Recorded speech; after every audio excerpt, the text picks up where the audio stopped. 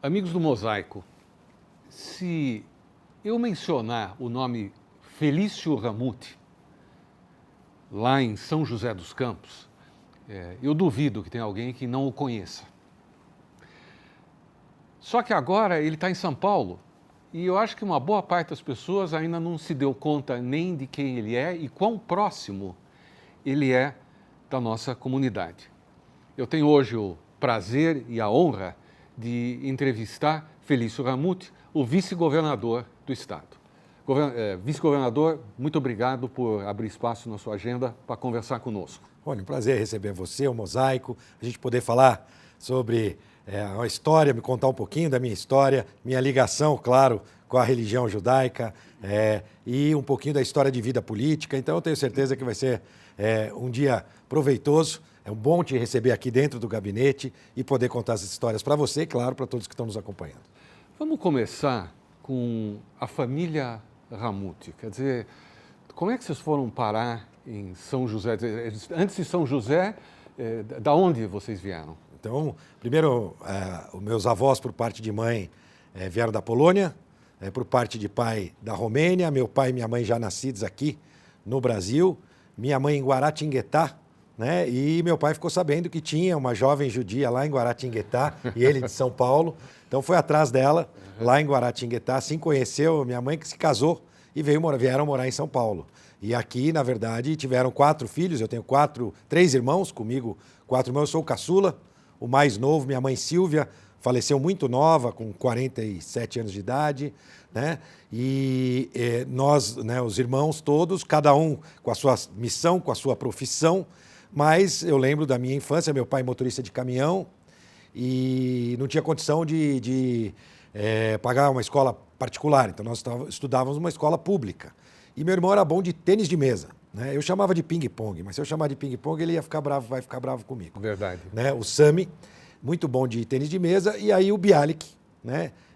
Encontrou essa família que poderia ter o apoio da comunidade judaica e ainda com um diferencial que ele era bom em tênis de mesa e poderia representar o colégio. Inclusive, foi campeão paulista, foi dupla do Cláudio Cano, que foi para as Olimpíadas, né? Atleta do tênis de mesa.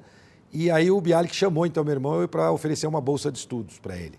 E meu pai foi junto e falou, se quiser levar esse irmão, vai ter que levar o outro, que no caso era eu, que não sabia fazer nada, mas estava com muita vontade de aprender, né, a fazer alguma coisa. E ali, eu e meu irmão, então, tivemos essa oportunidade de cursar o Bialik, Morahina, Morahut. Então, eu tive a oportunidade de passar a minha infância até os 16 anos de idade no Bialik. E quando você saiu do Bialik, o que você foi estudar? Então, aí eu saí um pouco antes. Eu saí no 2º ano do médio, hoje o equivalente era 2º do colegial, porque meu pai tinha uma pequena lojinha lá em São José dos Campos. Okay. E ele teve um infarte. E nós precisávamos cuidar da loja dele.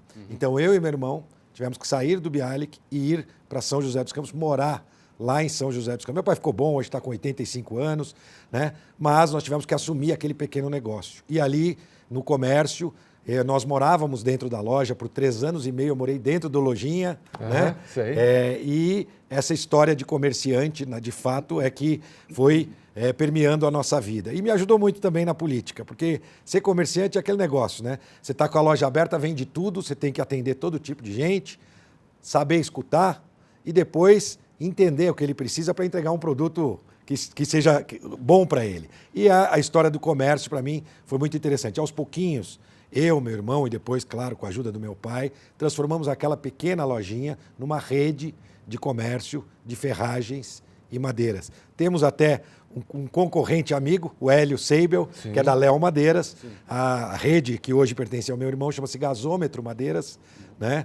O Hélio é amigo também da família, o Salo, todos. Né? E nós temos também agora algumas lojas no ramo. Hoje, meu irmão que toca, o Sami, é quem toca essa rede de lojas. Vocês nunca iam imaginar que o vice-governador ia fazer um comercial aqui no ar das lojas da família, né? Aberta das 8 às 18 horas. Olha que maravilha. E suaves prestações mensais. Isso mesmo. Bom, deixa eu voltar um pouquinho.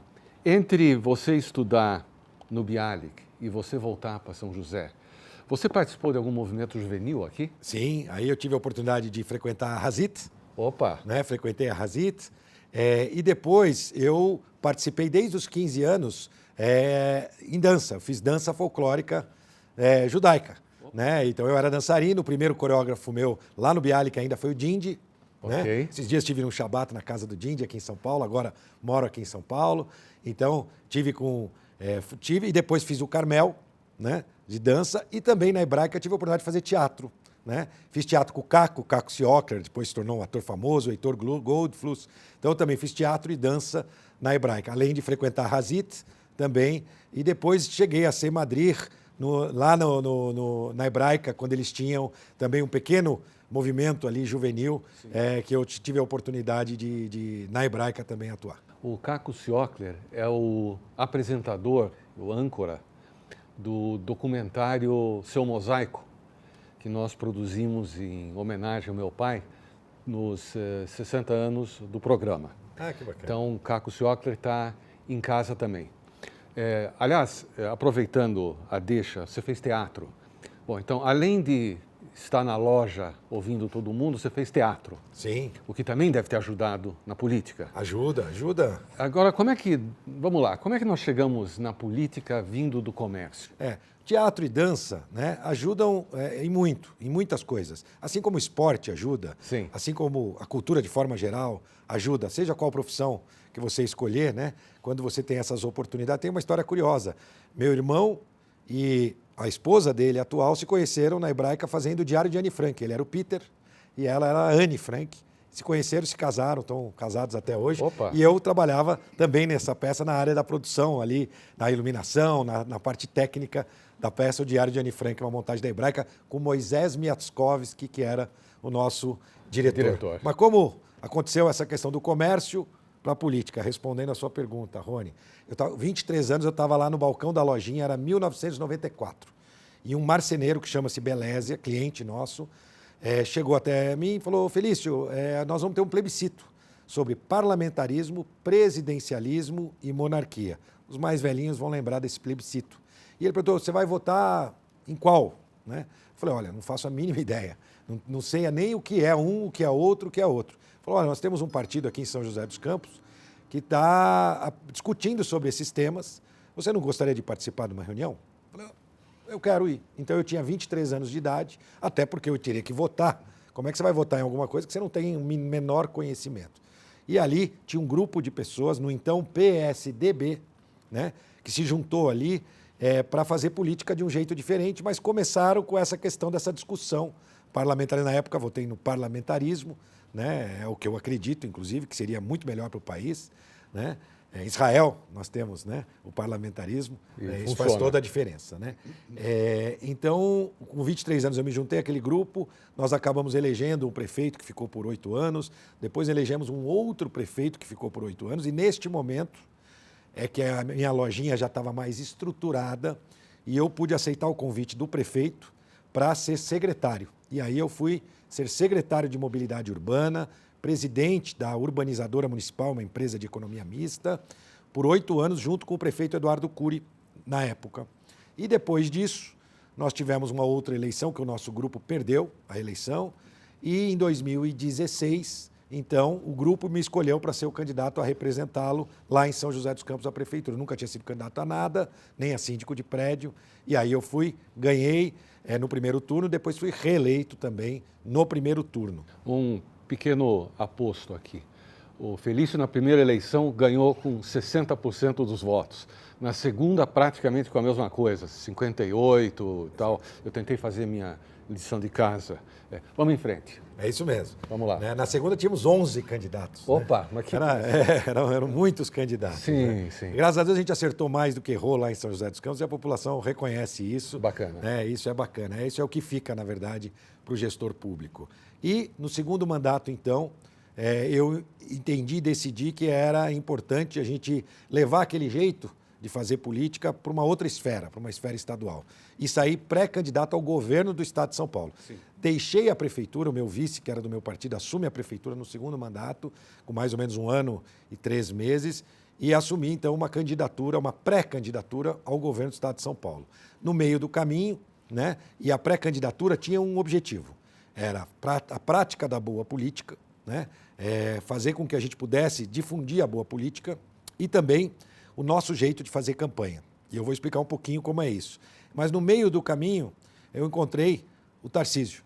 E o Tarcísio, para mim, representa exatamente as mesmas duas coisas. Vou explicar por quê. Primeiro, porque, apesar de ser um ministro técnico, ele praticou boa política. Ele conseguiu aprovar muitas leis no Congresso, com diálogo, olho no olho, respeito. Isso fez diferença à frente do Ministério da Infraestrutura e foi o melhor ministro do então governo Bolsonaro. E a segunda questão é o jeito de fazer campanha. No governo do Estado de São Paulo, ao longo dos últimos 30 ou 40 anos, por exemplo, você nunca viu um governo que não se comprometeu com nenhum tipo de fatia do governo ao longo da campanha. O governo não foi loteado ao longo da campanha. Quem queria nos apoiar, nos apoiou, e depois, é natural, quem faz campanha junto, governa junto, mas sem espaços pré-definidos. Assim você fica sem autonomia para depois nomear um secretariado de qualidade como nós o fizemos, como o Tarcísio fez. Então, neste meio do caminho foi muito bacana poder encontrá-lo e atingir aquele meu objetivo, que era a prática da boa política e da qualidade da campanha que o Tarcísio fez. Deu tudo certo, apesar de desacreditados no início da campanha, o Tarcísio estava lá em terceiro lugar, deu tudo certo e nós temos a honra agora de ser governador e eu vice-governador para contribuir com tudo aquilo que o governador entender que eu posso ajudar.